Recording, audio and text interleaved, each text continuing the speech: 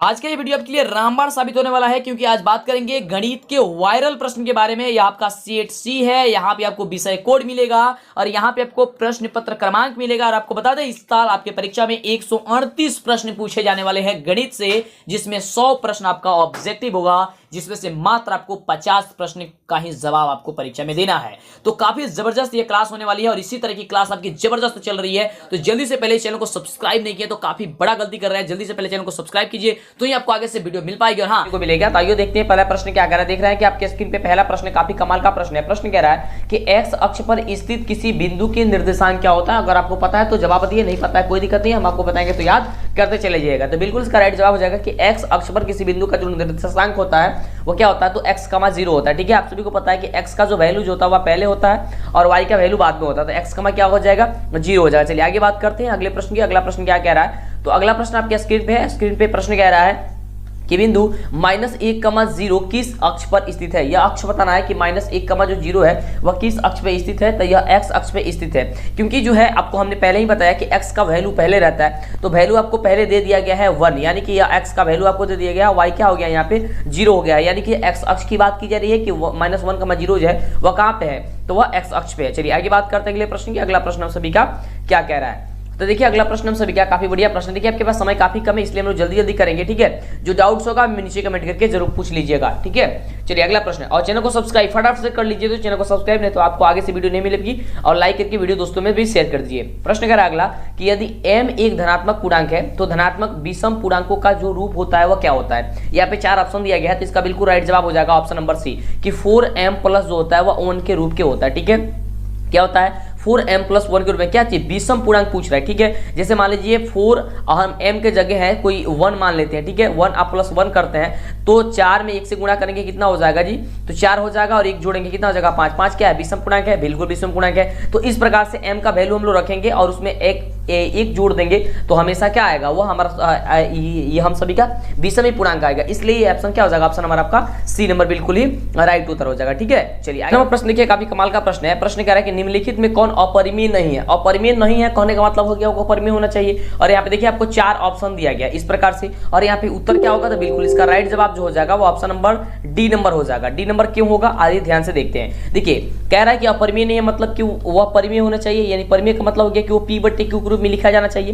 तो P/Q के रूप में हमने आपको बताया कि ऑप्शन नंबर डी ही होगा। क्यों होगा, ध्यान से देखिए, क्योंकि जो आपका 3 है, 3 और रूट है इसमें 75 है। ठीक है, उसके बाद से इसमें रूट का 48 है। ठीक है, अब देखिए अगर हम लोग ये रूट से बाहर अगर करते हैं इसको, तो देखिए हम जो है 3 तो 3 रहने देते हैं, पहले आपको रूट में ही इसको गुणखंड कर देते हैं। गुणखंड करिएगा तो 5 × 5 × 3 लिख सकते हैं आप, रूट 75 को लिख सकते हैं ना, 50 25 25 75। ठीक है, उसी प्रकार से अगर 48 को लिखना चाहें तो 4 × 4 × क्या लिख सकते हैं, 3 लिख सकते हैं। तो 4 चौका 16, 16 तिहाई 48। ठीक है, अब चलिए इसे हम लोग क्या करते हैं, अब बाहर करते हैं। तो 3 और ये जो होता है वह 2 में से एक बाहर चला जाता है, यानी कि 5 बाहर हो जाएगा, रूट का 3 बच ही जाएगा। ठीक है, नीचे क्या हो जाएगा, 4 बाहर चला जाएगा, रूट का 3 हो जाएगा। ठीक है, रूट 3 से रूट 3 कट गया, 5 3 15 15 और नीचे हो गया 4। तो आप ये देख सकते हैं कि ये P/Q के रूप में आ गया। इस प्रकार से क्या होगा, ऑप्शन नंबर आपका डी नंबर बिल्कुल राइट उत्तर हो गया। ठीक है, चलिए आगे बात करते हैं। अगला नंबर देखिए, प्रश्न से कह रहा है कि बिंदु -3,5 किस पाद में है। ठीक है, किस पद यहाँ लिखा गया है, पाद आपका होना चाहिए, यहाँ पे कोई दिक्कत नहीं है, पद भी है तो आप समझ लीजिए। देखिए कह रहा है -3,5, तो देखिए यहाँ पे अंक से कोई मतलब नहीं रहता है। अगर दोनों संख्या प्लस रहती, दोनों संख्या प्लस प्लस में, ठीक है, देखिए प्लस और माइनस यहाँ पे बात होती है, तो दोनों संख्या अगर प्लस रहती तो वो प्रथम पाद में हो जाता है। लेकिन अगर वह पहला संख्या माइनस और दूसरा का संख्या प्लस में होती है तो द्वितीय होती है। दोनों संख्या अगर माइनस में दी होती रहती तो वो तृतीय पाद होता, और पहला प्लस में दिया गया था और लास्ट वाला माइनस में दिया गया होता है, यानी कि दूसरा पद माइनस में दिया गया होता तो वह आपका होगा चतुर्थ होता। लेकिन यहाँ पे क्या दिया गया है आपका, माइनस और प्लस, यानी कि पहला माइनस दिया गया, दूसरा प्लस में दिया गया है। इसका मतलब क्या हो जाएगा, ऑप्शन नंबर बी आपका बिल्कुल राइट उत्तर हो जाएगा। ठीक है, चलिए बात करते हैं अगला नंबर प्रश्न की। अगला नंबर प्रश्न आप सभी का क्या कह रहा है, तो अगला नंबर जो प्रश्न है वह प्रश्न हम सभी का है, आपके स्क्रीन पे प्रश्न कह रहा है कि y अक्ष पर स्थित किसी बिंदु के निर्देशांक क्या हो सकते हैं। y अक्ष पे तो हमने आपको x अक्ष वाले बताया था, यहाँ पे आपको y अक्ष पे बताना है। तो आप सभी को पता है कि x अक्ष को होगा तो आपको क्या होगा, x, 0 होता है। ठीक है, अगर y अक्ष पे होगा क्या होगा, तो आपका 0, y होगा। ठीक है, तो 0, y कहाँ पे दिया गया जी, तो 0, जो y दिया गया, कह रहे देखिए y अक्ष पर किसी बिंदु का, तो 0, y होगा, यानी कि ऑप्शन क्या हो जाएगा, यहाँ पे आपका डी नंबर ऑप्शन राइट हो जाएगा। ठीक है, चलिए बात करते हैं अगले प्रश्न की। अगला प्रश्न हम सभी का कह रहा है, ये क्या कह रहा है, तो अगला प्रश्न आप सभी का देख सकते हैं प्रश्न हम सभी क्या कह रहा है कि 2 cos स्क्वायर 60 डिग्री, ठीक है, का वैल्यू कितना होगा, यानी कि मान कितना होगा। तो देखिए आप सभी को पता है कि cos 60 डिग्री का जो वैल्यूज होता है वो 1/2 होता है, लेकिन कह रहा है कि इसका स्क्वायर, तो कर देते हैं इसका स्क्वायर, कह रहा है कि 2 से गुणा, इसमें 2 से गुणा, तो हमने कर देता है यहाँ पे 2 से गुणा। अब देखिए यहाँ ध्यान दीजिएगा 2 तो 2 हो गया, अब 1/2 के है स्क्वायर करेंगे तो 1 का स्क्वायर 1 होगा, 2 का स्क्वायर 4 हो जाएगा। अब देखिए 2 दूनी 4, यानी कि कितना हो गया 1/2 हो गया, तो 1/2 क्या हो जाएगा, आपका आंसर हो जाएगा, ऑप्शन नंबर क्या हो जाएगा, डी नंबर हो जाएगा। इस प्रकार से आपका मैथ का क्वेश्चन काफी मतलब जल्दी जल्दी बनता है और काफी आसान होता है, ठीक है, बस आपके सोचने पर डिपेंड करता है कि इस तरीके से आप सोच रहे हैं। और मैथ का क्वेश्चन जो भी आपको हम बताते हैं उसे आप घर पे बैठ करके कॉपी लेकर के प्रैक्टिस कीजिए, ठीक है, और यही सभी क्वेश्चन आपके एग्जाम में आएगा। अगला प्रश्न देखिए कह रहा है कि tan जो है वो -θ का मान जो होता है क्या होता है, तो देखिए ये होता -tan θ हो जाएगा, क्या हो जाएगा -tan θ, यहाँ पे दिया गया ऑप्शन नंबर सी दिया गया, ठीक है, क्या हो जाएगा ऑप्शन नंबर सी आपका बिल्कुल राइट उत्तर हो जाएगा, ठीक है। चलिए जो भी बच्चे अभी तक वीडियो को लाइक नहीं किया फटाफट से लाइक कर दीजिए, चैनल पे पहले बनाया सब्सक्राइब कीजिए जिससे कि आपको आगे से वीडियो मिले, फटाफट कर लेंगे। चलिए अगला प्रश्न है कि 1,1 जो है वह का मसा क्या होगा, यानी कि HCF जो होगा वह क्या होगा, क्या क्वेश्चन है कि 1,1, ठीक है। तो देखिए हम लोग HCF काफी अलग अलग तरीके से भी निकालते हैं, जिस तरीके से आप निकालना चाहे, जैसे मान लीजिए गुणखंड से निकाले तो A हो गया और 1 हो गया, A का गुणखंड कीजिएगा तो 1, A होगा और 1 का कीजिएगा तो 1 ही होगा। हमने आपको बताया था ये आप जानते भी कि जो मिलता है वही आपका मसा होता है, तो 1 मैच कर रहा है यानी कि 1 क्या हो जाएगा आपका मसा हो जाएगा, ऑप्शन क्या हो जाएगा सी नंबर हो जाएगा, ठीक है। चलिए आगे बात करते हैं अगले प्रश्न की। अगला प्रश्न हमसे क्या कह रहा है कि बहुपद 5y² माइनस का 14y प्लस का 8 के शून्यकों का योग क्या होगा। देखिए यहाँ पे शून्यकों का योग कर रहा है, शून्यकों का योग करने का मतलब हो गया कि अल्फा प्लस बीटा पूछ रहा है, तो अल्फा प्लस जब बीटा पूछ रहा है तो अल्फा प्लस बीटा का एक ये होता है, आपका सूत्र होता है कि -b/a, ठीक है। अब देखिए -b तो माइनस हो गया b का वैल्यू क्या है यहाँ पे -14 है, तो हमने रख दिया यहाँ पे -14/a का वैल्यू क्या निकलेगा यहाँ पे 5, हमने रख दिया यहाँ पे 5। अब देखिए माइनस माइनस क्या हो जाएगा प्लस हो जाएगा, प्लस हो गया प्लस 14 क्या हो जाएगा 5 हो जाएगा, तो 14/5 क्या हो जाएगा, ऑप्शन नंबर सी दिया गया, ऑप्शन नंबर सी क्या हो जाएगा राइट उत्तर हो जाएगा। समझ में आ रहा है ना, बिल्कुल। चलिए आगे बात करते हैं। अगला नंबर प्रश्न देखिए काफी बढ़िया प्रश्न है, प्रश्न कह रहा है कि निम्नलिखित में से किस द्विघात बहुपद के शून्यकों का योग -4 और गुणनफल -5 है। कहने का मतलब यह है कि ये पूछ रहे कि द्विघात बहुपद क्या होगा यदि शून्यकों का योग जो दिया गया यानी कि अल्फा प्लस बीटा का वैल्यू अगर -4 दिया गया हो और अल्फा इंटू बीटा का वैल्यू अगर का -5 दिया गया हो तो द्विघात बहुपद बता दीजिए। तो द्विघात बहुपद बताने के लिए एक फॉर्मूला होता है, यानी कि सूत्र होता है, सूत्र क्या होता है कि x² minus alpha plus beta into x plus alpha into beta, ठीक है। इस सूत्र से आपको बैठा देनी है, आपका आंसर आ जाएगा। जैसे कि x² तो x² हमने लिख दिया, माइनस तो माइनस, अल्फा प्लस बीटा का मान कितना देगा -4 हमने रख दिया -4 इंटू एक्स, ठीक है, प्लस तो प्लस, अल्फा इंटू बीटा क्या आ गया -5 तो -5 हमने इसको रख दिया। इसके बाद से आगे हम लोग इसे सॉल्व करेंगे। देखिए x² तो x² माइनस माइनस क्या हो जाएगा प्लस, यहाँ पे हो जाएगा 4, उसमें x से गुणा कर देंगे हो जाएगा 4x, ठीक है। ये यहाँ से अब प्लस माइनस माइनस हो गया यानी कि हो जाएगा 5, यानी कि हम लोग आंसर क्या आ गया x² प्लस 4x माइनस का 5। अब देख लीजिए कि x² प्लस 4x माइनस का 5 जो आपका ऑप्शन दिया गया है ये कहाँ पे दिया गया है, तो ये 2 ऑप्शन में तो दिया नहीं गया, हाँ इसमें आपको दिया गया ऑप्शन नंबर डी में, ठीक है। तो आपका डी नंबर जो होगा क्या हो जाएगा बिल्कुल राइट जवाब हो जाएगा। समझ में आ रहा है ना, बिल्कुल डी जवाब क्या हो जाएगा आपका बिल्कुल राइट जवाब हो जाएगा। अगला देखिए अगला प्रश्न हम सभी क्या कह रहा है, काफी बढ़िया प्रश्न है। प्रश्न कह रहा है कि द्विघात निम्नलिखित में कौन सी अभाज्य संख्या, देखिए अभाज्य संख्या कहने का मतलब क्या होता है कि जिसका 2 से ज्यादा कोई गुणखंड ना निकले, यानी कि 2 से ज्यादा किसी संख्या से वो विभाजित ना हो। जैसे यहाँ पे काफी सारे क्वेश्चन ऑप्शन दी गई है, तो यहाँ से हम देख रहे हैं कि जो 13 आपका दिया गया 13 ये बिल्कुल राइट होगा। क्यों होगा, देखिए 13 है, 13 का आपका अगर विभाजित करेंगे 1 से विभाजित होगा 13 से विभाजित होगा, इसके अलावा किसी और दूसरे संख्या से विभाजित यह नहीं हो सकती है, सो ये नहीं होगी, तो इसलिए आपका जो राइट आंसर हो जाएगा आपका ऑप्शन नंबर क्या हो जाएगा सी नंबर हो जाएगा, ठीक है। क्या हो जाएगा बिल्कुल राइट ऑप्शन आपका सी नंबर हो जाएगा। इस प्रकार से चलिए इस प्रकार से कोई भी क्वेश्चन आएगा आपको फटाफट से बना देनी है। अभी तक जो भी बच्चे लाइक नहीं किए वीडियो को यार प्लीज लाइक कर दीजिए, इतने मेहनत से वीडियो बनाई जाती है तो लाइक कर दीजिए, चैनल पे पहले बार सब्सक्राइब कर दीजिए। अगला प्रश्न कह रहा है कि यदि ए और बी अभाज्य संख्या हो तो लसा ए बी का क्या होगा। देखिए कह रहा है कि ए और बी जो है आपका एक अभाज्य संख्या, ठीक है, इसका लसा क्या होगा, तो अभाज्य संख्या इसका मतलब हो गया अभाज्य संख्या होगी तो आपको गुणा कर देना है कि ए इंटू बी होगी या फिर ए बी होगी। कहाँ पे दिया गया ऑप्शन नंबर सी दिया गया, ए बी कहिए तो या ए इंटू बी कहिए तो बात तो एक ही है, यानी कि ऑप्शन नंबर क्या हो जाएगा आपका सी नंबर बिल्कुल ही राइट जवाब हो जाएगा। अगला देखिए अगला प्रश्न आपके स्क्रीन पे प्रश्न क्या है आराम से भी क्या है कि किसी समकोण त्रिभुज में यदि एक भुजा का वर्ग अन्य 2 भुजाओं के वर्गों के योग के बराबर हो तो पहली भुजा के सामने का कोण जो होता है वह समकोण होता है। यह प्रमेय जो है किसका है, क्या चीज है। देखिए ये आपका त्रिभुज हो गया, ये कह रहा है कि एक भुजा का वर्ग यानी कि मान लीजिए यहाँ पे ए बी हो गया, यहाँ पे सी हो गया। कह रहा है कि ए डी का स्क्वायर अगर बी सी स्क्वायर बराबर ए सी स्क्वायर अगर होता है, यानी कि ये लंब और ये आधार के जो स्क्वायर करके अगर जोड़ते हैं तो कर्ण के स्क्वायर के बराबर होता है। ठीक है, आपका हमारा कर्ण होता है, कर्ण के स्क्वायर के बराबर होता है, तो ये और होता है तो इसके सामने का जो कोण होता है क्या होता है, समकोण होता है, यानी कि 90 डिग्री होता है। तो ये आपका कौन सा परिमेय है, तो यह पाइथागोरस का विलोम है। क्या हो जाएगा, पाइथागोरस का विलोम है, यानी कि ऑप्शन नंबर क्या हो जाएगा आपका डी नंबर बिल्कुल राइट जवाब हो जाएगा। अगला नंबर प्रश्न देखिए, प्रश्न कह रहा है कि बिंदु 4,6 और -4 -6 जो है वह स्थित कहां पे है। तो देखिए ये कार्य जो आपका तल होती है, ये आपका जो स्थित है, यहाँ पे आपको पता है कि यहाँ पे y होती है, यहाँ पे आपको माइनस का y होती है, यहाँ पे x होती है और यहाँ पे माइनस का x होती है। तो कह रहा है कि -4 और -6, तो देखिए ये y x के दोनों ओर स्थित है, यानी कि इसका जो राइट आंसर हो जाएगा यहाँ पे ऑप्शन कहाँ पे दिएगा, ऑप्शन नंबर डी में दिया गया है कि y x की क्या है, दोनों ओर दिया गया है। ठीक है, चलिए आगे बात करते हैं। अगला प्रश्न जो है हम सभी का क्या कह रहा है, तो ध्यान दीजिएगा, प्रश्न हम सभी के कह रहा है कि संख्या 2,13, ठीक है, 2.131131131113 डॉट डॉट है, यह कौन सी संख्या, तो यार ऐसे ही दिखाई दे रहा है कि एक यह अपरिमेय संख्या है, तो ये क्या हो जाएगा आपका अपरिमेय संख्या हो जाएगा, अपरिमेय, यानी कि ऑप्शन क्या हो जाएगा, सी नंबर हो जाएगा। ठीक है, जिसपे डॉट डॉट आ जाए, रेकरिंग आ जाए, सब क्या कौन सी संख्या होती है, अपरिमेय होती है।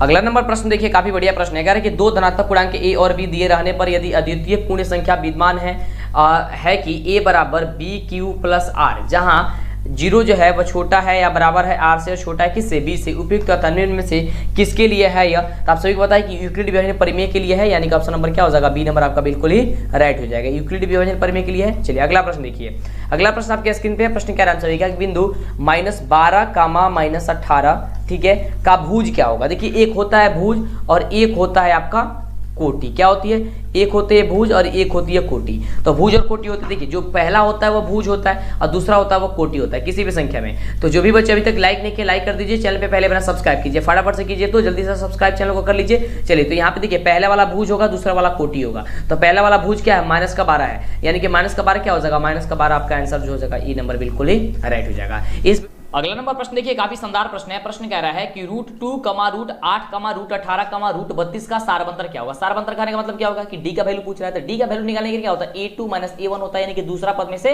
पहला पद को हम लोग हटा देते हैं। तो यहाँ पे डी बराबर क्या होगा, दूसरा पद दिया गया है √8 दिया गया है -√2। अब इसको घटाने के लिए हम सभी जानते हैं कि ये रूट में इसका जो दोनों का जो होगा वो दोनों आपको एक समान होनी चाहिए, यानी कि दोनों रूट में ही होनी चाहिए। तो 2 है तो 2 होनी चाहिए, यानी कि √8 को हम लोग क्या लिख सकते हैं, 2√2 लिख सकते हैं, -√2 हो गया।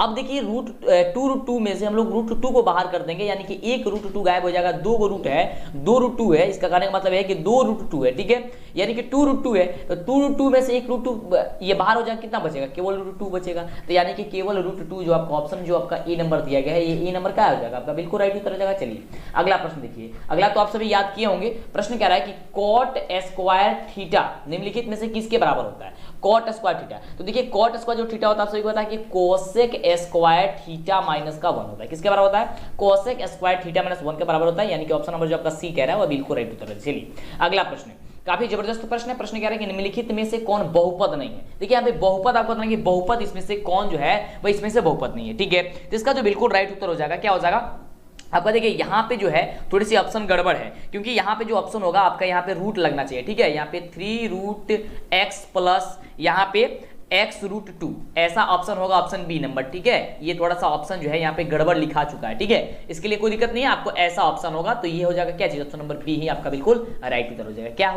होना चाहिए यहाँ पे ऑप्शन कि 3√x प्लस x√2। ठीक है, और हम लोग का यह बहुपद नहीं है, क्योंकि देखिए हम लोग को जो ये x को वैल्यू होनी चाहिए रूट में कभी नहीं होनी चाहिए। हम लोग का द्विघात बहुपद नहीं कहता है कि x की वैल्यू रूट में होनी चाहिए। ठीक है, इसलिए चलिए तो अगला नंबर प्रश्न हम सभी क्या कह रहा है कि बहुपद π/2x² में एक्स स्क्वायर का गुणांक जो है वह क्या है, यानी कि गुणांक का मतलब होता है कि एक्स स्क्वायर में किस संख्या से गुणा किया गया है। तो π/2 है, यानी कि π/2 से ही गुणा किया गया है किसमें, एक्स स्क्वायर में। तो यानी कि π/2 जो आपका ऑप्शन नंबर ए दिया गया है, ये आपका ए नंबर जो होगा ऑप्शन आपका बिल्कुल राइट उत्तर हो जाएगा। काफी बढ़िया प्रश्न है, ये आपके एग्जाम में कई बार पूछा जाता है, तो इसको आपको ध्यान में देना है। ठीक है, चलिए आगे बात करते हैं। अगला प्रश्न है आप सभी के स्क्रीन पे कि बहुपद 5x³ plus 4x² plus 7x का घात क्या है। अब देखिए जब भी घात पूछा जाएगा ना तो आपको क्या ध्यान देनी है कि जो सबसे ज्यादा अंक वाला घात होगा वही आपका घात हो जाएगा। जैसे कि यहाँ पे 5x³ है तो क्यूब से ज्यादा तो कोई है नहीं, यानी कि क्यूब हो जाएगा, यानी कि 3 हो जाएगा। क्या हो जाएगा?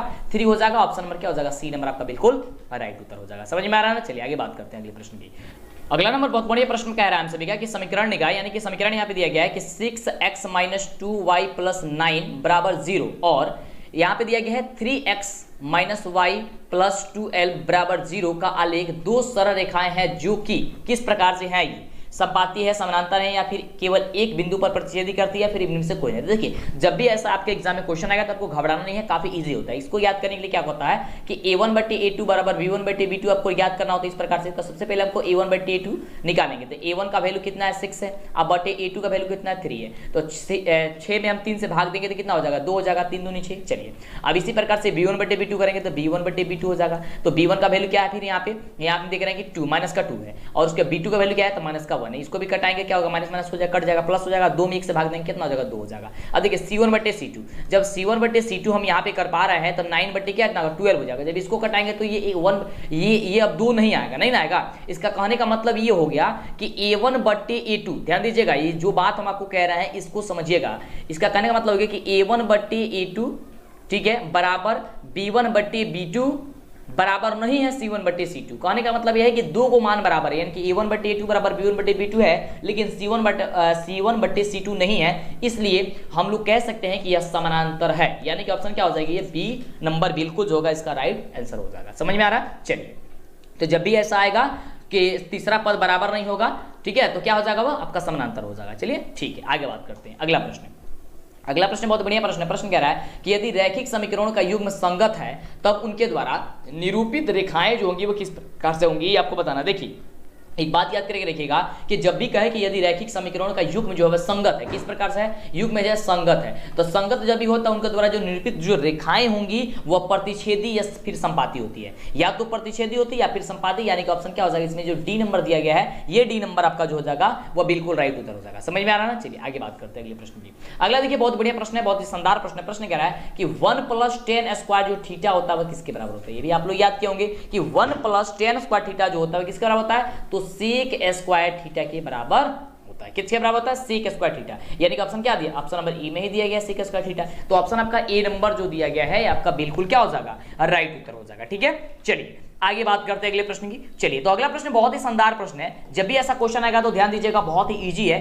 कह रहा है कि sin 72 डिग्री का वैल्यू कितना होगा? sin 72 यानी कि sin 72 डिग्री का जो मान होगा वो क्या होगा? तो देखिए आपको क्या करना होता है, यहाँ पे एक छोटा सा ट्रिक अपनानी होती है कि आप सभी तो जानते हैं sin 90 - थीटा किसके बराबर होता है? sin 90 - थीटा, ठीक है। तो देखिए sin 90 - थीटा हम लोग कितना रखेंगे ताकि 72 आ जाएगा? तो हम लोग 18 रखेंगे ताकि 72 आ जाएगा। 90 में से 18 घटाएंगे तो 72 आ जाएगा ना। इसका मतलब हो गया कि हमने साइन, यहाँ पे ध्यान दीजिएगा, इसका मतलब कि साइन 72 डिग्री के बदले हम लोग ये लिख सकते हैं कि नहीं लिख सकते हैं? साइन 72 डिग्री के बदले लिख सकते हैं कि साइन 90 - 18, यानी कि 90 में से 18 घट जाएगा तो 72 आ जाएगा। अब देखिए यहाँ पे साइन 90 - 18 हो गया। अब देखिए अब हम सभी को एक फॉर्मूला याद है कि साइन 90 - थीटा जो होती है वह cos थीटा के बराबर होती है, यानी कि ये हो जाएगा cos थीटा। तो cos के cos और थीटा के जगह अब तो हमने क्या लिखा है? 18 रखा है, यानी कि 18 आपका आंसर हो जाएगा। क्या हो जाएगा? 18 हो जाएगा, यानी कि ऑप्शन नंबर क्या हो जाएगा? सी नंबर आपका बिल्कुल राइट उत्तर हो जाएगा। समझ में आ रहा है ना? चलिए बिल्कुल काफी इजी तरीके से आपको समझना है। चलिए कोई भी दिक्कत होता है नीचे कमेंट करके हमें बता देना है। अगला देखिए बहुत ही बढ़िया प्रश्न है और काफी बच्चे कहेंगे सर ये हमें समझ में नहीं आएगा क्योंकि लंबा लग रहा है, त्रिकोणमिति का क्वेश्चन है। तो त्रिकोणमिति से भागना नहीं है, काफी ईजी होता है। सबसे आसान देखिए त्रिकोणमिति होता है। क्वेश्चन कह रहा है कि निम्नलिखित में 1 + tan² थीटा, देखिए क्वेश्चन क्या है? 1 + tan² theta into cos theta into का sin थीटा किसके बराबर होता है? ठीक है, क्वेश्चन क्या कह रहा है कि 1 + tan² theta into cos theta, ठीक है, इंटू साइन थीटा किसके बराबर होता है? तो आपको ये बताना था। ध्यान दीजिएगा, आप सभी को हमने बताया कि 1 + tan² थीटा किसके बराबर होता है? sec² थीटा के बराबर होता है। ये होता है हमने आपको अभी बताया। चलिए अब उसके बाद से cos थीटा हमने लिख दिया, sin थीटा हमने लिख दिया। अब देखिए एक चीज आपने फिर जानते हैं कि sec² थीटा जो होता है 1/cosec² थीटा के बराबर होता है। ठीक है, अब इंटू cosec² इसको हमने बता लिया और इन दोनों को हम सेम उसी प्रकार से रख देंगे, यानी कि cos थीटा और इसका sin थीटा। दोनों का हमने रख दिया। चलिए अब ध्यान देंगे 1 जब cos स्क्वायर थीटा है तो एक cos से एक cos गायब हो जाएगा, यानी कि बच क्या जाएगा, केवल 1 की cos थीटा बच जाएगा और इनटू का sin थीटा बच जाएगा। ठीक है, इतना बच गया। अब देखिए अब यहाँ पे हम लोग क्या करेंगे, गुणा करेंगे तो 1 में sin थीटा से गुणा करेंगे तो हो जाएगा sin थीटा बटे की cos थीटा। अब ये sin थीटा बटे की cos थीटा आ गया, तो हम सभी जानते हैं कि sin थीटा बटे cos थीटा होती है किसके बराबर, तो tan थीटा के बराबर। तो tan थीटा कहाँ पे दिया गया है, ऑप्शन नंबर सी दिया गया है। बस आपका ऑप्शन नंबर सी आपका बिल्कुल राइट उत्तर हो गया। कुछ नहीं करना, बस थोड़ी सी आपको फॉर्मूला याद करके रखनी है, फॉर्मूला याद होगा तो आपको सारी चीज याद हो जाएगा। और वैसे फॉर्मूला हम एक स्पेशल वीडियो बना देंगे जिससे कि आपको दिक्कत नहीं होगा। तो इसके लिए चैनल को सब्सक्राइब कर लीजिए, लाइक कर दीजिए, दोस्तों में भी शेयर कर दीजिए। उसी प्रकार से एक और क्वेश्चन है जो कि काफी ईजी है, कह रहा है कि 1 sin स्क्वायर थीटा, ठीक है, इंटू कह रहा है सीक स्क्वायर थीटा। आपको पता है तो फटाफट से सॉल्व करके बताइए तो बिल्कुल क्या होगा इसका आंसर, बिल्कुल फटाफट से नीचे बताइए। आप सभी को पता है कि 1 sin स्क्वायर जो थीटा होता है वह cos स्क्वायर थीटा के बराबर होता है, बिल्कुल। और अभी हमने आपको बताया कि सेक स्क्वायर जो थीटा होता है वो होता है 1/cos स्क्वायर थीटा के बराबर। तो यह देख रहा है कि ये cos स्क्वायर थीटा से ये cos स्क्वायर थीटा कट गया, यानी कि बच गया केवल 1, यानी कि आपका आंसर हो गया ऑप्शन नंबर बी 1। ठीक है, 1 हो गया आपका आंसर, बिल्कुल इसी तरीके से। नहीं तो आपका बहुत सारी इसमें तरीका होता है, इसमें हो सकता है आप तो यहाँ पे इसको रख करके आप एलसीएम निकाल करके बना सकते हैं, जो आपका तरीका आसान लगे उस तरीके से बना सकते हैं। चलिए अगला नंबर प्रश्न देखिए, बहुत बढ़िया प्रश्न है। प्रश्न कह रहे कि भूमि से 100 मीटर की ऊंचाई तथा 60 डिग्री के उन्नयन कोण पर उड़ती पतंग की डोरी की लंबाई क्या होगी। देखिए बहुत बढ़िया प्रश्न है। यहाँ पे हम क्या करते हैं कि एक त्रिभुज यहाँ पे बना लेते हैं, मतलब त्रिभुज के तरीके से ये इस प्रकार से है। ये कह रहा है 100 मीटर ऊंचाई पे है और कह रहा है कि ये आपकी जो पतंग की डोरी है जो कि 60 डिग्री के कोण पे ये क्या करती है, उन्नयन कोण पे ये है, यानी कि 60 डिग्री यहाँ पे कर लेते हैं। इसको मान लेते हैं ए, इसको मान लेते हैं बी, इसको मान लेते हैं सी। तो कह रहा है कि इसकी डोरी की लंबाई आप बता दीजिए। तो डोरी की लंबाई क्या करते हैं, हम यहाँ पे एक्स वैल्यू मान लेते हैं। ठीक है, मान लेते हैं कि एक्स है। अब देखिए, ठीक है, नहीं मानेंगे तो भी कोई दिक्कत नहीं है। अब ये कह रहा है 60 डिग्री के, यानी कि यहाँ पे लंब और यहाँ पे ये हो गया कर्ण। ठीक है, यानी कि लंब और कोण की बात है, यानी कि हम निकालेंगे इससे साइन से। तो ये हो जाएगा साइन 60 डिग्री बराबर हो जाएगा क्या चीज, ए बी बटे यानी कि लंब बटे कर्ण, यानी क्या हो जाएगा ए सी हो जाएगा हमका ए सी। ठीक है, अब देखिए साइन 60 का वैल्यू होता है √3/2। ठीक है, हमने रख दिया। ए बी के बदले यहाँ पे 100 दिया गया है और हमने ए सी के बदले यहाँ पे एक्स वैल्यू मान लिया है। ठीक है, चलिए x मान लिया, या फिर हम AC ही लिख देते हैं। चलिए इसको AC ही लिख देते हैं। ठीक है, अब क्या हो जाएगा, इसको 3 गुणा करेंगे तो √3 में AC से करेंगे तो √3 AC हो जाएगा, बराबर 2 में 100 से करेंगे हो जाएगा 200। ठीक है, अब देखिए अभी AC बराबर क्या हो जाएगा, यहाँ हो जाएगा 200/√3। ठीक है, अब 200/√3 दिया गया है तब तो अच्छी बात है, नहीं तो इसका भी हम लोग परिमीकरण कर देंगे। तो देख रहे हैं कि 200/√3 दिया गया है, यानी कि ऑप्शन नंबर सी क्या हो जाएगा, बिल्कुल राइट उत्तर हो जाएगा। अगला नंबर प्रश्न देखिए, हम सभी का प्रश्न कह रहा है कि 12 मीटर के ऊंचे खंबे की जमीन पर पड़ रही छाया की लंबाई जो है वह 4√3 मीटर है। ठीक है, सूर्य का उन्नयन कोण आपको बताना है, तो काफी बढ़िया प्रश्न। क्या करते हैं, यहाँ पे हम एक फिगर बना लेते हैं यहाँ पे इस प्रकार से। ठीक है, यहाँ पे हम देख पा रहे हैं, ध्यान से समझने का प्रयास कीजिएगा। हम मान लेते हैं ए, ये मान लेते हैं बी, ये मान लेते हैं आपका सी। कह रहा है कि 12 मीटर ऊंचे, यानी कि ये उसकी ऊंचाई दे देगी कितना, 12 मीटर। कह रहा है कि इसकी जो छाया है वो 4√3 मीटर है, तो यहाँ पे कर लेते हैं 4√3 मीटर। ठीक है, चलिए अब यहाँ पे पूछ रहा है कि हमने उन्नयन कोण यानी कि थीटा का वैल्यू क्या होगा। तो आप ध्यान दीजिएगा, ये कह रहा है कि AB बटे आपको BC, यानी कि आपका ये लंब बटे आधार कह रहा है, यानी कि 10 में जा रहा है। तो 10 में जा रहा है, तो 10 में हम लोग यही ना जानते हैं AB बटे क्या चीज जानते हैं हम लोग जानते हैं BC। चलिए तो AB बटे BC, तो AB का वैल्यू 12 है और नीचे है 4 कितना है 3 है। ओके, अब देखिए यहाँ पे घटाएंगे हम 4 कितना हो जाएगा 12। ठीक है, अभी हम सभी क्या गया 4 इनके ऊपर 3/√3 हो गया। अब 3/√3 हो गया तो इसको जब कटाएंगे √3 से यहाँ पे इसको, तो बच जाएगा क्या चीज, ये हो जाएगा केवल हम सबका √3, यानी कि 10 यहाँ पे देख रहे हैं tan थीटा बराबर हो जाएगा √3। तो जब ये √3 हो गया तो tan थीटा में किसका वैल्यू जो होता है √3 होता है। तो आप सभी जानते हैं कि tan 60 डिग्री का जो वैल्यू होता है वो √3 होता है, यानी कि √60 ये यानी कि tan 60 यानी कि 60 डिग्री जो आपका हो जाएगा आपका आंसर, ये आपका बिल्कुल क्या हो जाएगा, करेक्ट हो जाएगा, ऑप्शन नंबर ए हो जाएगा। समझ में आ रहा है ना, क्या हो जाएगा, ऑप्शन नंबर ए जो होगा वो बिल्कुल राइट उत्तर हो जाएगा। समझ में आ रहा है। चलिए आगे बात करते हैं अगले नंबर प्रश्न की। काफी बढ़िया प्रश्न था और ये रहा आपका धमाल मचाने वाला प्रश्न, काफी शानदार प्रश्न। प्रश्न कह रहा है कि 2 चर x और y में रैखिक समीकरण जो है वह ax + by + c = 0 के वास्तविक संख्याओं के समुच्चय में कितने हल होंगे। ये बढ़िया प्रश्न है। कह रहे कि x, y, ठीक है, कह रहे मैं रैखिक समीकरण जो है वह ax + by + c = 0 के वास्तविक संख्याओं के समुच्चय के कितने हल होते हैं, आपको ये बताना है। तो आप सभी को पता होनी चाहिए कि यहाँ पे इसका बिल्कुल राइट ऑप्शन हो जाएगा ये ऑप्शन नंबर डी, क्योंकि इनमें से यहाँ पे कोई नहीं होगा यार। ठीक है, क्या हो जाएगा ऑप्शन नंबर इसका यहाँ पे डी हो जाएगा। ना ही 1 होता है, ना 2 होता है, ना 3 होता है, यानी कि इसमें से कितना होता है आपको यहाँ पे बिल्कुल राइट आंसर हो जाएगा ऑप्शन नंबर डी, इनमें से कोई नहीं होगा।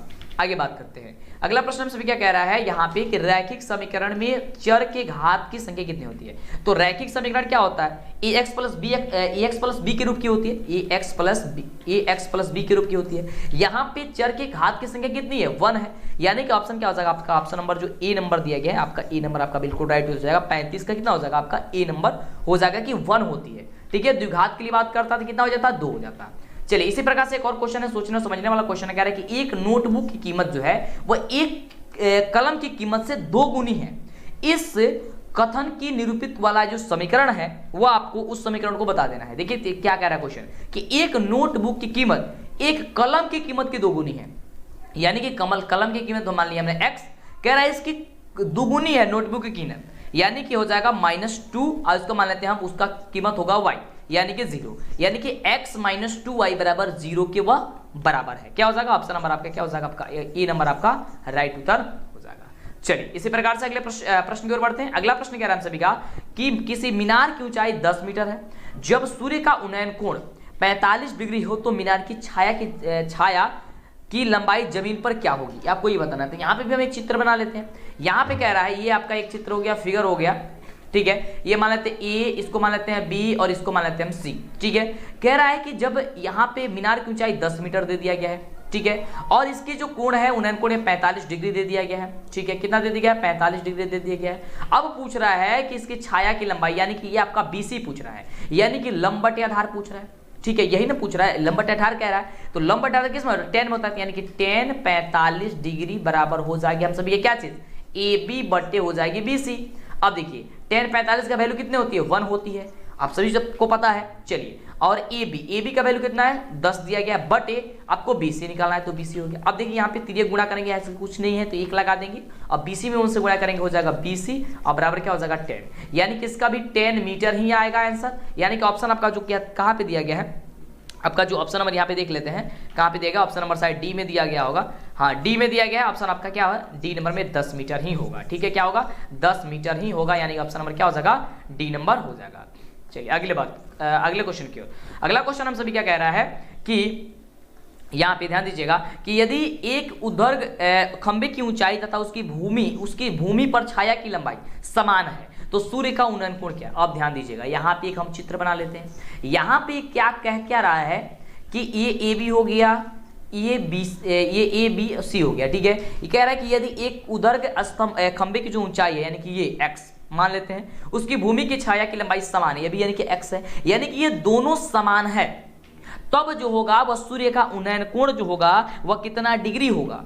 तो ये याद रखिएगा कि जब ये दोनों बराबर आपस में हो जाएगी तो आपका यह 45 डिग्री ही होगा, क्योंकि एक आपका अभी ऊपर वाले क्वेश्चन में 10 था तो नीचे वाला में भी 10 ही आंसर आया, क्योंकि 10 45 का जो वैल्यूज होता है वह कितना होता है 1 होता है। ठीक है, तो 1 से जब आप लोग गुणा करेंगे मल्टीप्लाई करेंगे कुछ भी करेंगे तो 1 ही आता है, यानी कि क्या हो जाएगा आपका यहाँ पे 45 डिग्री हो जाएगा, यानी ऑप्शन नंबर क्या हो जाएगा सी नंबर हो जाएगा। ठीक है, चलिए आगे बात करते हैं अगले प्रश्न की, काफी बढ़िया प्रश्न है। तो जो भी बच्चे अभी तक वीडियो को लाइक चैनल को सब्सक्राइब नहीं किए फटाफट से कर लीजिए, दोस्तों में शेयर कर दीजिए। ठीक है, काफी जबरदस्त है। चलिए अगला क्वेश्चन, अगला नंबर प्रश्न देखिए, बहुत बढ़िया प्रश्न है। प्रश्न कह रहा है कि 2 खंबे 13 मीटर और 7 मीटर ऊंचे हैं और समतल जमीन पर ऊर्ध्वाधर खड़े हैं, यदि उनके पादों के बीच की दूरी 8 मीटर है तो उनके सिरों के बीच की दूरी ज्ञात कीजिए। जो कि बहुत बढ़िया प्रश्न है, काफी बार ये आपके एग्जाम में आता है, तो ध्यान से समझिएगा। कह रहा है कि 2 खंबा यानी कि एक खंबा हम मान लेते हैं यहाँ पे ये 13 है, ठीक है, और ये आपका हो गया कितना, तो आपका ये हो गया 7। ठीक है, अब यहाँ पे ये कह रहा है समतल यानी कि जमीन पे है,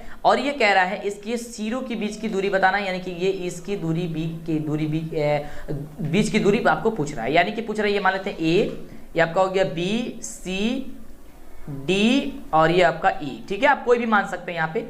यहाँ पे कह रहा है ये 13 मीटर है, ठीक है, ये आपका 7 मीटर है, ठीक है, और आपका ए डी पूछ रहा है, यानी कि ये वाला आपको वैल्यूज पूछ रहा है। तो ध्यान दीजिएगा, और नीचे आपका 8 मीटर ये दिया गया है, कह रहा है कि 8 मीटर कहाँ दिया गया था, यहाँ पे दिया गया 8 मीटर इसकी पादों के बीच की दूरी, यानी कि 8 है।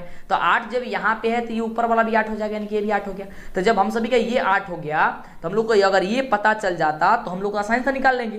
तो ध्यान दीजिएगा, इसके यहाँ से लेकर के यहाँ के बीच की दूरी 7 है, और यहाँ से लेकर के यहाँ के बीच की दूरी कितना है कितना हो जाएगा 7 ही हो जाएगा, क्योंकि ये आपको अब तो बराबर हो जाएगा ना, तो कितना हो जाएगा ये आपका 7 हो जाएगा, यानी कि 7 हो गया ये। तो ये 13 में से 7 को घटा देंगे तो हम लोग को ये ऊपर वाला का मान पता चल जाएगा, यानी कि 13 में 7 करने कितना होगा 6 हो जाएगा, कितना होगा 6। तो हम लोग को ए का वैल्यू पता चलेगा कितना 6, यानी कि 6 हो गया। अब हम लोग को बताना है क्या चीज, हमको बताना है AD। तो जब हम लोग को त्रिभुज में ये दो को पता चल गया, यानी कि आधार और लंब पता चल गया, तो कर्ण निकालना है, तो आधार लंब पता चले, कर्ण निकालने के लिए दोनों का स्क्वायर कर देंगे वर्ग करके, ठीक है, जोड़ देंगे, ठीक है, यानी कि 6 का स्क्वायर प्लस क्या करेंगे 8 का स्क्वायर, ठीक है। तो 36 ये कितना जगह रूट में लगा देंगे इसको, 6 का 36 यानी कितना हो जाएगा 36 प्लस 8 64, ये हो जाएगा 64, ठीक है, ये आपका 64 है। जोड़ेंगे तो कितना हो जाएगा 100 हो जाएगा, ठीक है। रूट से बाहर करेंगे कितना हो जाएगा 10 हो जाएगा, तो आपका 10 मीटर क्या हो जाएगा आपका आंसर हो जाएगा। ऑप्शन नंबर क्या हो जाएगा आपका ए नंबर हो जाएगा, बिल्कुल राइट जवाब हो जाएगा, क्या हो जाएगा आपका ऑप्शन नंबर ए नंबर बिल्कुल ही जवाब हो जाएगा, ठीक है। चलिए आगे बात करते हैं। अगला प्रश्न कह रहा है कि यदि जीवा AB वृत्त के केंद्र पर 60 डिग्री का कोण अंतरित करती है तो A और B बिंदु पर खींची गई स्पर्श रेखाओं के बीच का जो कोण होगा ना वह कितनी डिग्री होगा, ये आपको पूछ रहा है, ठीक है। बहुत ही शानदार क्वेश्चन है और इसका आपको जवाब याद रखना है कि वह लगभग 120 डिग्री हो जाएगी। क्या करिए, अगर वह 60 डिग्री करेगा तो उनके बीच तो A और B की खींची गई स्पर्श रेखाओं के बीच का जो कोण होगा ना वह दुगुना हो जाता है। कितना हो जाएगा दुगुना, तो 60 का दुगुना कितना होगा 2 से गुणा कर देंगे कितना हो जाएगा 120 डिग्री हो जाएगा, ठीक है। लेकिन अगर कोण P ना बात करता, जैसे इनके A और B के बिंदु के बीच की दूरी, स्पर्श कोण के बीच की दूरी ना पूछता, तो यह आपको क्या हो जाता है वह आधा हो जाता है, यानी कि आप 60 का जो मतलब कि वर्गमूल कर देते हैं हम, तो यानी कि कितना हो जाता है अब ये मतलब आधा हो जाता है, ये आपका क्या हो जाता है ये आधा होता है, लेकिन अब ये दुगुना होता है। लेकिन देखिए ध्यान दीजिएगा, यानी कि AB का अगर बीच की दूरी पूछेगा, स्पर्श रेखा कोण के बीच की दूरी, तब तो दुगुना कर दीजिएगा, लेकिन अगर केंद्र वृत्त के केंद्र की दूरी पूछेगा तब आधा कर दीजिएगा, ठीक है। तो 60 का दुगुना हो जाएगा 120, अगर 120 दिया गया रहता और पूछता केवल किसका केंद्र के बीच की दूरी, तो आपका हो जाता 60, ठीक है, तब आधा हो जाता, लेकिन यहाँ पे 120 होगा। अगला देखिए, अगला प्रश्न हम सभी क्या कह रहा है, बहुत बढ़िया प्रश्न है। प्रश्न कह रहा है कि यदि किसी वृत्त के केंद्र से किसी जीवा पर डाला गया लंब जीवा को क्या कहलाता है, यानी कि क्या कहते हैं, उसको याद करके तो उसे कहते हैं मतलब क्या करता है, तो उसे समद्विभाजक करते हैं, यानी कि 2 बराबर हिस्सों में वह बांट देता है, ठीक है, समद्विभाजित करता है, यानी कि 2 बराबर हिस्सों में बांट देता है। ऑप्शन नंबर क्या हो जाएगा आपका, ऑप्शन नंबर सी हो जाएगा। चलिए, जितने भी बच्चे अभी तक लाइक वीडियो को चैनल को सब्सक्राइब नहीं किया फटाफट से करो यार, जल्दी से करो, समय काफी कम है। अगला प्रश्न हम सभी का बहुत बढ़िया प्रश्न है। प्रश्न यहाँ पे कह रहा है 42 नंबर हम सभी का प्रश्न कि x माइनस वाई बट्टे 5 माइनस 10 इक्वल टू 0 में b का वैल्यूज कितनी है, आपको ये बताना, काफी बढ़िया प्रश्न है। तो आपसे जानते हैं कि ये a होता है, ये b होता है, ये c होता है, ये आपका 0 का 0 ही है, तो a यहाँ पे b क्या हो जाएगा, तो यहाँ पे माइनस वाई बट्टे 5 है, तो माइनस वाई तो y आपका तो बाहर रहता है, यानी कि माइनस 1 बट्टे 5 हो जाएगा, क्या हो जाएगा माइनस 1 बट्टे 5, क्या आ गया ऑप्शन नंबर डी में दिया गया है, क्या हो जाएगा ऑप्शन नंबर डी आपका राइट आंसर हो जाएगा। समझ में आ रहा है। चलिए अगला प्रश्न आपके स्क्रीन पे कह रहा है कि x बराबर अगर 3y है तो c का वैल्यू ज्ञात कीजिए। तो x बराबर 3y, तो x इसको पक्षांतरित करेंगे हो जाएगा माइनस 3y बराबर हो जाएगा यहाँ पे 0। अब यहाँ पे c का वैल्यू क्या होगा, तो 0 ही होगा। क्यों होगा, क्योंकि यहाँ पे c कांस्टेंट है, यानी कि 0 है, तभी तो ये आपका वैल्यूज आ गया है, केवल इतना ही या फिर इतना ही दिया गया है, तो यानी कि ऑप्शन क्या हो जाएगा आपका, ऑप्शन नंबर ए आ जाएगा, ठीक है। चलिए आगे बात करते हैं अगले प्रश्न की। अगला प्रश्न क्या कह रहा है, तो अगला प्रश्न हम सभी का है कि द्विघात समीकरण 4x स्क्वायर प्लस का 4x प्लस का 1 बराबर 0 के मूलों की प्रकृति होगी वह क्या होगी। तो इसको ज्ञात करने के लिए आपको d का वैल्यूज निकालना होता है। तो d बराबर क्या होता है आपका b स्क्वायर माइनस का 4ac होता है। तो b स्क्वायर इनके 4, ये b का मान क्या है 4 है, तो 4 का स्क्वायर 16 माइनस 4 गुणे a का वैल्यू कितना है 4 और गुणे c का वैल्यू कितना है तो 1 है, यानी कि 16 माइनस 4 चौका 16 कितना हो जाएगा आप जो हो जाएगा 0, यानी कितना हो गया 0। तो फिर क्या होगा आपको बताइए, आप याद करके जरूर रखेंगे, वास्तविक और बराबर होता है। क्या होता है, वास्तविक और बराबर होता है, यानी ऑप्शन नंबर क्या हो जाता है इसका बी नंबर आंसर हो जाता है। चलिए अगला प्रश्न 45 नंबर प्रश्न। अगला प्रश्न कह रहा है कि समीकरण 7x स्क्वायर माइनस का 12x प्लस का 18 यानी कि 18 बराबर 0 के मूलों के योग एवं मूलों के गुणनफल का अनुपात क्या होगा। यानी कह रहा है कि अल्फा प्लस बीटा कमा अल्फा इंटू बीटा का वैल्यू जो होगा वह क्या होगा। तो ध्यान दीजिएगा, इसका अनुपात आपका पूछ रहा है। तो अल्फा प्लस बीटा बराबर होता है माइनस बी बटे, तो माइनस बी यानी कि माइनस 12 दिया गया, तो माइनस माइनस हो जाएगा प्लस, यानी कि 12 बटे 1 7 क्या हो जाएगा 12 बटे 7 क्या हो जाएगा 12 बटे 7 और कमा सी और अल्फा इंटू बीटा का वैल्यू होता है आपका जो फॉर्मूला होता है सी बटे, तो 18 बटे कितना हो जाएगा यहाँ पे हो जाएगा आपका 7, ठीक है। अब देखिए अब इसका पूछा है कि अनुपात क्या होगा, यानी कि 12 बटे 7 कमा 18 बटे 7, तो आप निकाल दीजिए अनुपात, तो 12 बटे 7 भागे 18 बटे 7 ठीक है। अब देखिए ध्यान से, अब 12/7, अब गुणा करेंगे तो नीचे वाला ऊपर वाला नीचे चला गया, 7/18 हो जाएगा, 7 से 7 कट गया, या 12/18 हो गया, ठीक है। अब यहाँ पे करेंगे हम लोग तो क्या कर देंगे, यहाँ पे 6 से कटाते हैं, 2 का 6 और यहाँ पे हो जाएगा 9, ठीक है। फिर कटाते हैं, इससे हो जाएगा यहाँ पे 3 2 3 6 और यहाँ पे 3 3 9, यानी कि 2:3 आएगा। कितना होगा, 2:3। तो ठीक है, 2:3 कहाँ पे दिया गया है, ऑप्शन नंबर डी में दिया गया है। कहाँ पे दिया गया, ऑप्शन नंबर डी में दिया गया है। तो आपका ऑप्शन नंबर जो डी दिया गया आपका बिल्कुल क्या हो जाएगा, राइट उत्तर हो जाएगा। समझ में आ रहा है ना। चलिए आगे बात करते हैं प्रश्न की। अगला नंबर प्रश्न देखिए, बहुत बढ़िया प्रश्न है। प्रश्न कह रहा है कि यदि समीकरण 3x² - 10x + 3 = 0 का एक मूल जो है वो 1/3 है, तो दूसरा मूल ज्ञात कीजिए। यानी कि अल्फा बराबर का वैल्यू यहाँ पे दिया गया है 1/3, तो बीटा का वैल्यू यहाँ पे पूछ रहे हैं कि बीटा का वैल्यू क्या होगा। तो इसको ज्ञात करने के लिए हम सभी जानते हैं कि अल्फा प्लस बीटा बराबर होता है -b/a, ठीक है। तो अल्फा प्लस बीटा यानी कि अल्फा के बदले हम लोग को 1/3 दिया गया है, प्लस बीटा, बीटा निकालना है तो बीटा का बीटा रहने देते हैं -b। तो यहाँ पे माइनस अब ये b का वैल्यू कितना है, -10 है, तो माइनस क्या होगा, प्लस हो जाएगा, यानी केवल 10 हो जाएगा। 10 कितना हो जाएगा, a का वैल्यू कितना है 3, यानी और कर देंगे 3। अब देखिए ये 1/3 प्लस b है, बीटा है, तो बीटा इसको पक्षांतरित करेंगे तो बीटा बराबर क्या हो जाएगा, 10/3 माइनस का 1/3। अब इसका हम एलसीएम करेंगे अगर बीटा बराबर, तो क्या हो जाएगा 3 हो जाएगा। अब 3 से 3 कट जाएगा, नहीं हो जाएगा 10, और ये 3 से 3 कट जाएगा, बचेगा 1, यानी कि 10 में से 1 के कितना हो गया 9, यानी कि बीटा बराबर हो जाएगा 9/3। तो 9/3 यानी कितना हो जाएगा 3, तो 3 आपका बिल्कुल राइट आंसर इसका हो जाएगा। क्या हो जाएगा, ऑप्शन नंबर डी नंबर आपका बिल्कुल ही राइट जवाब हो जाएगा। समझ में आ रहा है। चलिए काफी जबरदस्त है। अगला देखिए प्रश्न, अगला प्रश्न आपके स्क्रीन पे प्रश्न कह रहा है कि 3 असंरेख बिंदुओं से होकर कितने वृत्त खींचे जा सकते हैं। मान लीजिए ये आपका असंरेख बिंदु, इसे कितने वृत्त आप खींच सकते हैं जी, तो बिल्कुल आप एक ही वृत्त खींच सकते हैं। ऐसा थोड़ी ना ऐसे होकर के आप 50 को वृत्त खींच देंगे, नहीं खींच सकते, एक वृत्त कर सकते हैं, यानी कि आपका एक आपका राइट जवाब हो जाएगा, ठीक है। चलिए आगे बात करते हैं अगले प्रश्न की। अगला प्रश्न है आपके स्क्रीन पे और प्रश्न कह रहा है कि त्रिभुज के शीर्षों से गुजरते हुए कितने वृत्त खींचे जा सकते हैं। त्रिभुज के शीर्ष से, तो बात तो वही हो गया कि असंरेख बिंदु से, या फिर वही ये त्रिभुज आप क्या हो गया, इसके शीर्ष मिला करके अगर आप वृत्त अगर खींचे, मतलब ये सट नहीं रहा हमसे, ये सटा लीजिएगा, ठीक है। तो सटेगा तो आपका एक ही वृत्त खींचेगा, तीनों अगर ये आपका शीर्ष से होगा तो आपका क्या हो जाएगा, इसका भी आपका एक आपका डी नंबर आंसर हो जाएगा, ऑप्शन नंबर डी यानी कि 1। अगला देखिए प्रश्न, काफी बढ़िया प्रश्न है। प्रश्न कह रहा है कि 10 सेंटीमीटर त्रिज्या वाली वृत्त की एक जीवा वृत्त के केंद्र पर समकोण बनाती है, तो उस जीवा की लंबाई क्या होगी। बहुत बढ़िया क्वेश्चन है। कह रहा है कि 10 सेंटीमीटर त्रिज्या वाली वृत्त की एक जीवा जो है वो वृत्त के केंद्र पर क्या बनाती है, समकोण बनाती है, यानी कि वो 90 डिग्री वहां पे बनाती है। तो वृत्त की जीवा की लंबाई जो होगी वह कितनी हो जाएगी, तो उसकी जीवा की लंबाई हो जाएगी वह 10√2 हो जाएगी। कितना हो जाएगी, 10√2 हो जाएगी। ऑप्शन क्या हो जाएगा आपका, ऑप्शन नंबर सी नंबर हो जाएगा, ठीक है। चलिए आगे बात करते हैं। ये डायरेक्ट बता दिए क्योंकि थोड़ी सी इसमें सॉल्व करने की जरूरत है, हम आपको आगे जब सब्जेक्टिव होगा तो बता देंगे इसको, इसलिए यहाँ पे सॉल्व नहीं कर रहे हैं, ठीक है। सब्जेक्टिव टाइप क्वेश्चन है। चलिए अगला नंबर प्रश्न देखिए, काफी बढ़िया प्रश्न है। प्रश्न कह रहा है द्विघात समीकरण ax² + bx + c = 0 है, तो इसमें x का मान क्या होगा। ये काफी आसानी है, फॉर्मूला ही होता है। तो आप सभी जानते हैं क्या चीज, आप जानते हैं x बराबर आप जानते हैं कि -b + -√b² - 4ac/2a, ठीक है, 2a।